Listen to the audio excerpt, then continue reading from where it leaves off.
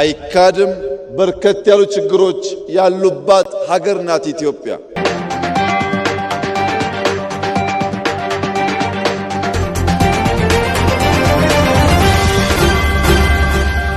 Oduu teenya jalqabaatiin Itoophiyaan biyya rakkoo guddaa qabduudha jedhan Ministeerri Muummee Itoophiyaa Abiy Ahmad. Gama biraatiin diina Itoophiyaa guutummaatti daaraa godhuudhaaf bulchaan Itoophiyaa har'a waadaa galaniiru. Ministeerri Muummee Itoophiyaa Abiy Ahmad kana kan dubbatan guyyaa saboota sablammootaatiif uummattoota Itoophiyaa 20ffaa kabajamaa ture irrattidha. Bal'inaan dhageessu. Oduu biraatiin Ijipti mariin hunda hammate kan bishaan Naa'il akka taasifamu gaafatte. Gama biraatiin wantoonni wal dhibdee hammeessan yookaan jechoonni akka hin dubbatamnes akeekkachiifteetti. Itoophiyaa waliin marii hin gaggeessu jechuudhaan mormii irratti kan argamtu Ijipti amma ibsa biraa baafteetti. Bal'inaan dhageessu. Oduu itti aanuun gameessi siyaasaa Oromoo guddaan obbo Leencoo Lataa ji'ootaaf dhukkubsatee sireerra jiraachuun dhaga'ame. Hayyuu guddaan sabaa kun waggootaaf afaan mootummaa ta'anis mootummaa wallaanuu didee sireerratti gatuun rifaatuu uumeera. Gabaasa guutuu dhageessu. Oduu teenyaa xumuraatiin immoo taphataan kubbaa miilaa Mohammad Salah leenjisaa Liverpool waliin hariiroon qabnu adda citeeraa jedhan. Mohammad Salah haala nama gaddisiisuun atoobisii jalatti darbatamaan jira jechuudhaan himannaan dhiyeessan Gibxootaaf deeggartoota kubbaa miilaa hedduu aarsuudhaan deebiin kennamaas jira. Gabaasa guutuu dhageessu akkam jirtu daawwattootaaf hordoftootaan olee Global Media. Oduu odeeffannoo keenya guyyaa irraa tokko jennee jalqabneeti jirra. Odeeffannoo keenya ijoo isaa madhageessan guutuu isaa isin biraan geenya. Haga xumuraa sagantaa keenyatti dhaggeeffachuun yaada qabdan gara koomentiitiin nuuf barreessaa. Viidiyoon keenya namoota hedduu biraa akka dhaqqabuuf immoo like, share, subscribe godhuun dagatinaa isiniin jenna. Kallattumaan gara gabaasa bal'aattiin isin qajeelcha.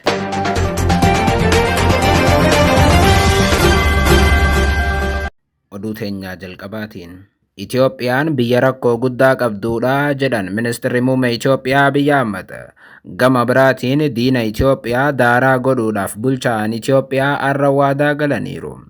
Abiy Ahmad kana kan dubbatan guyyaa saboota sablammootaatiif uummattoota Itoophiyaa 20ffaa kabajamaa jiru irratti ture. Haaluma kanaan ayyaanni saboota sablammootaaf uummattoota Itoophiyaa 20ffaan kabajamaa jira jedhame. Ayyaanni kun mata duree waliigaltee dimokiraatawaa tokkummaa sabdaneessaaf jedhuun naannoo jiddugaleessa Itoophiyaa magaalaa Hosaayinaatti kabajamaa akka jiru himame. Dirree kubbaa miilaa yaadannoo Eebuyyee Ersaamiif ijaarametti sagantaa kabaja ayyaana yaadannoo kana gaggeeffamaa jiru irrattis namoonni kumaatamaan lakkaa'aman naannolee Itoophiyaa 12 irraa hirmaataa akka jiranis himame. Waggaa hunda muddee 8 yookaan ammoo 29 akka lakkoofsa Itoophiyaatti kan kabajamu ayyaanni guyyaa saboota sablammootaaf uummattoota Itoophiyaa kun marsaa 20ffaan illee muddee 26 irraa eegaluun agarsiisawwan aadaa uummataatii fi waltajjiiwwan siyaasaa dabalatee taateewwan hedduu keessummeesseera jedhameera. Ayyaanni guyyaa saboota sablammootaatiif uummattoota Itoophiyaa waggaa muddee 8 kabajamu kun guyyaa heerri federaalawaa dimokiraatawaa Rippaabilika Itoophiyaa itti raggee yaadachuuf ture.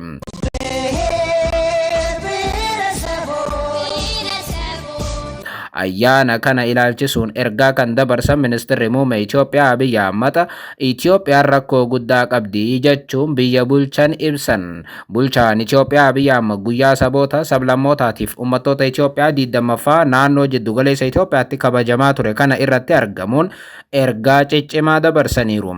Ergaa isaaniitiin uummanni Hadiyyaa goota injifannoo biyyaa milkeesseedha jedhan. Itoophiyaan qalama sabdaneessaa kan fakkeeffamu aadaa sabdaneessummaadhaan afaan sabdaneessummaadhaan kan dubbatamu dhiiga sabdaneessaadhaan kan hojjetame dafqa sabdaneessaadhaan kan ijaaramu ogummaa sabdaneessaadhaan kan ce'uudha jedhan. Ministeerri Muummee Abiy Ahmad haasoo isaanii irraatiin Itoophiyaa kan tokkoo keenya kan biraatiif miidhagina taate biyya kan tokkoo keenya kan biraatiif kabaja taate tokko gadi jedhee kan biraa ammoo ol jedhee osoo hin ta'in hundi keenya qixa taanee ija obbolummaatiin wal ilaallee yaadama idaamuutiin ijoollee keenyaaf Itoophiyaa badhaate akka ceesifnu imaanaa isinitti kennuun barbaadaa jedhan haasoo isaaniitiin.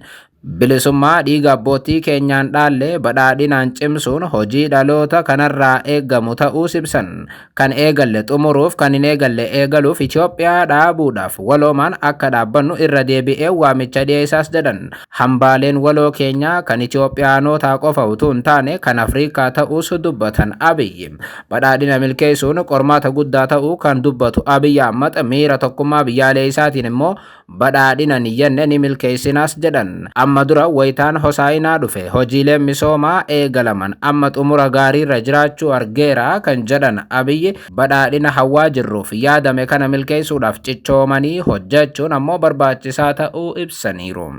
Gama biraatiin waggoota 7 dabree biyyattii waraanaan diigee hawaasummaa balleessuudhaan sabaa fi sablammiin akka wal dheessan godhaniiru jedhamuudhaan wayitaa qeeqaman ministeerri muummee Abiyyi ergaa arra dabarsaniin akkas jedhan. Itoophiyaan rakkoolee hedduu qabdi jedhan. Ta'us ammoo rakkoolee sana carraatti jijjiiruu ni dandeessi jechuun dubbatan. Rakkoolee Itoophiyaa sana garuu bal'inaan hin ibsine. አይካድም በርከት ያሉ ችግሮች ያሉባት ሀገር ናት ኢትዮጵያ። Yeroo garii Itoophiyaan biyya kadhattuudha. Yeroo kaan immoo Itoophiyaan biyya guddoodha. Yeroo itti tole faarsuu fi yeroo aare ummataaf biyya isaa arrabsuun amala ministeera muummee Abiy Ahmad ta'uu hedduun irratti waliif galu. Haasa'u isaanii irraatiin itti fufanii Itoophiyaan biyya abdii guddoo qabdu akka taates ni kaasu. Biyyattiin hojiilee gurguddoo irratti bobbaatee bu'aan isiis akkasuma haala ajaa'ibaatiin mul'achaa jira kan jedhu Abiyyi hojii gaariin kun waaqa biratti jaallatamus faallaa kanaa sheexaanni nu kuffisuuf hojii guddaa hojjechaa jiru jedhan. Bulchaan biyyattii kun as magaalaa Hosaayinaa irraa uummata Itoophiyaatiif kan mirkaneessuu barbaadu guddaan tokko jira erga jedhanii booda abbaan fedhe badhaadhina Itoophiyaa milkeessuu irraa duubatti nun deebisu dabaluudhaanis tokkummaa Itoophiyaa akka milkeessan dabrees ammoo diinota Itoophiyaa guutuu daaraa godhuudhaaf waadaa galaniiru. Haasawa arra taasisaniin ኢትዮጵያ አስደናቂ ጅማሮችና ውጤት እያሳየች እየተመነደገች እያንሰራራች ያለች ሀገር ናት። ይህ መልካም ጅማሮ በፈጣሪያችን የሚደገፍ ቢሆንም በሰይጣን ትጋት ቀን ከሌት ለማደናቀፍ ሙከራዎች ይደረጋሉ። ለመላው የኢትዮጵያ ሕዝብ ዳግም ከሆሳና ምድር ላረጋግጥ የምፈልገው ማንኛውም ፈተና፣ ማንኛውም ትንኮሳ፣ ማንኛውም የክፉ ሐሳብ ኢትዮጵያን ከብልጽግና ማቆም አይችልም።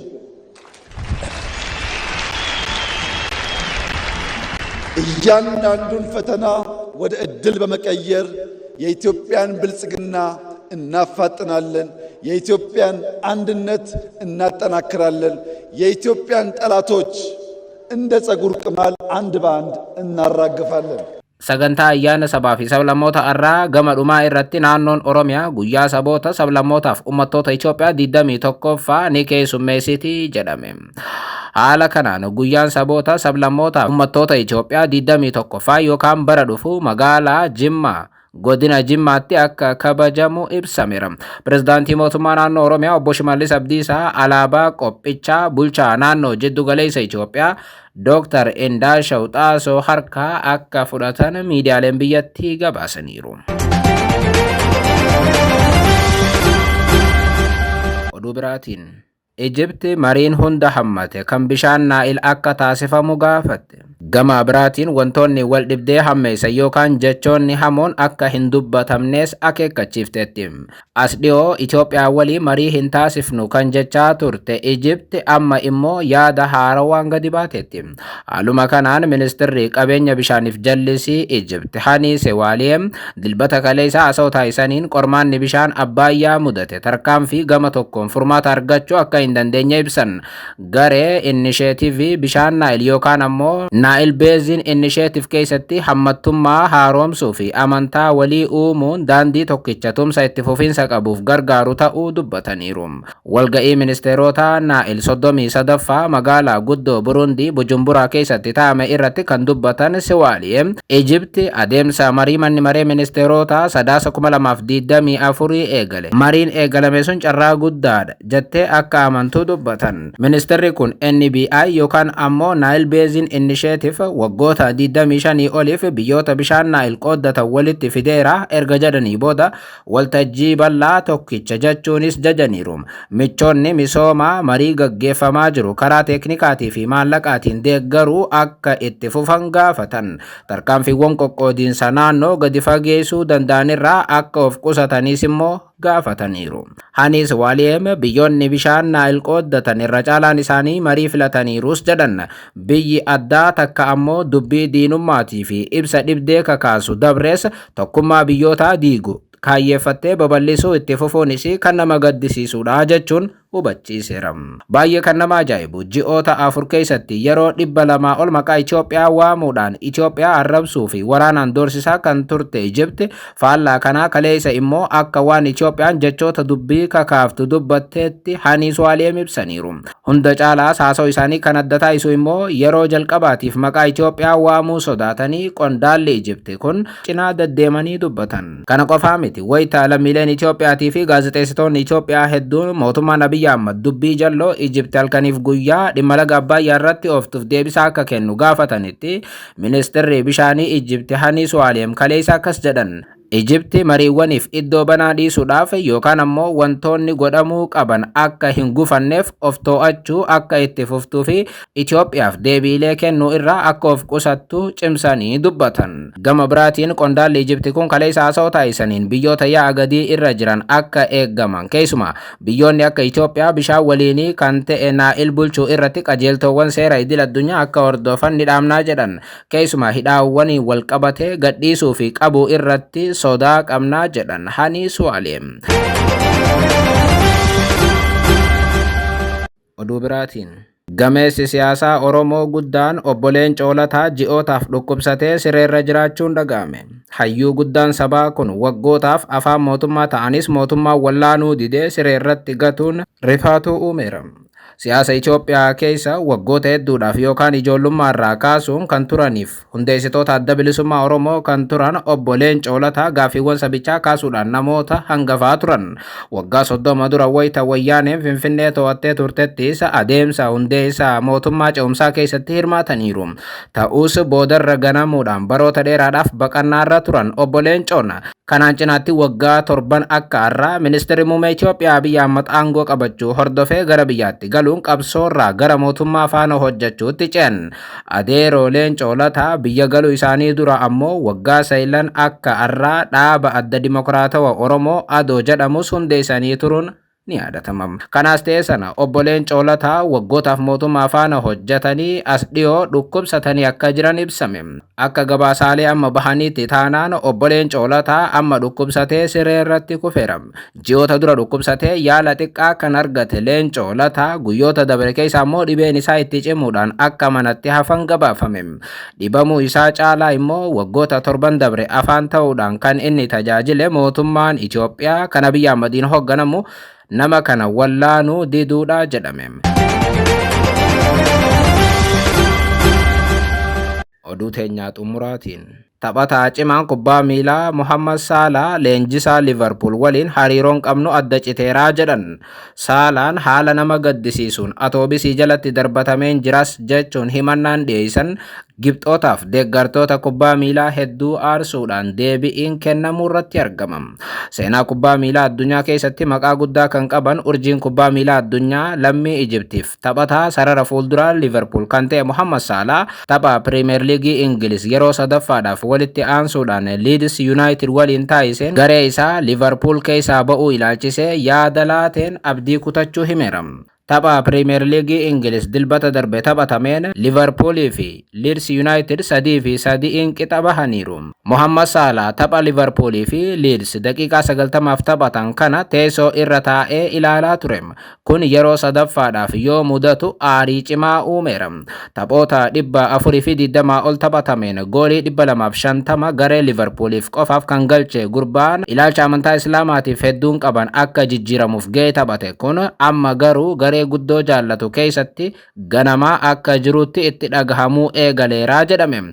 Muhammad Salah haala nama rifachiisuun mataa buusee teessoo irratti dabarsuu booda dhimmi kun falmii kaasee jennaan micharratti deebi'ii kenneen hariiroon Arne Slot faana qabu addaan cituu mirkaneessira. Muhammad Salah akkas jedhan leenjisaa koo waliin hariiroo gaarii qabaadheera akka tasaa immoo kana booda hariiroo tokkollee hin qabnu maaliif akka ta'e ani ammatti hin beeku maaltu deemaa akka jiru anaafillee hin galle namni tokko kilabii kana keessatti na arguu hin barbaadu inumaa kufaatii as dhiyoo Liverpool mudateef ana qofa itti gaafatamaa gochuudhaaf yaalamaa jira jechuudhaan hariiroon leenjisaa Liverpool faana jiru addaan cituuf garee isaa Liverpool keessaa dhiibamaa akka jiru mirkaneesse.